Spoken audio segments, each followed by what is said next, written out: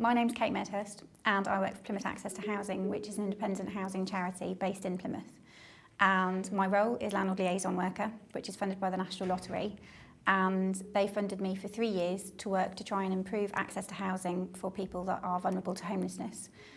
Over the past 2 years that I've been doing it, it's been quite difficult to try and get access to housing for people because often landlords need that extra level of kind of reassurance that we can't offer.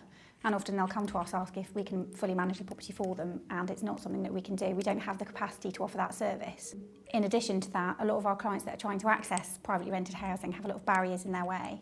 So you'll be expected to have a deposit, rent in advance, credit referencing fees, admin fees, and you'll be expected to be put through a quite gruelling process in order to secure that goal of having a flat. We want to try and reduce those barriers by offering services to both service users and landlords so that they have an equal opportunity to get housing as the rest of us. To do that, what we want to do is set up a community letting agency, which is the same as any other letting agency, but it's not profit driven. This seemed like the most logical next step for our charity, to set up a trading arm that could help bring us some sort of security in terms of having something that's self-financing, as well as helping more people access housing when they most need it. But the aim is to offer a service to a landlord for a competitive fee, but to try and help people access housing. And the charity that we work for is very well placed to do that because we've been working in the private rented sector for the past 12 years. We're well placed to understand the pitfalls and to try and set this project up. The social enterprise that we want to set up, which is Plymouth Homes for Let, is a letting agency that we hope will be self-sufficient by the end of the second year, which means that it will be having enough of an income from managing properties to stand on its own 2 feet.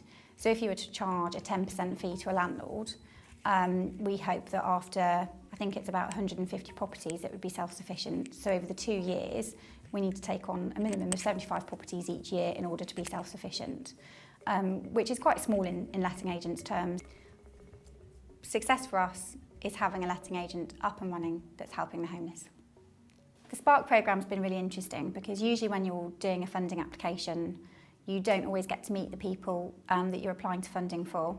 So you fill in an application form and it gets sent off and you get the application form back, you do some more work, and then you might be lucky enough to get some money, you might not.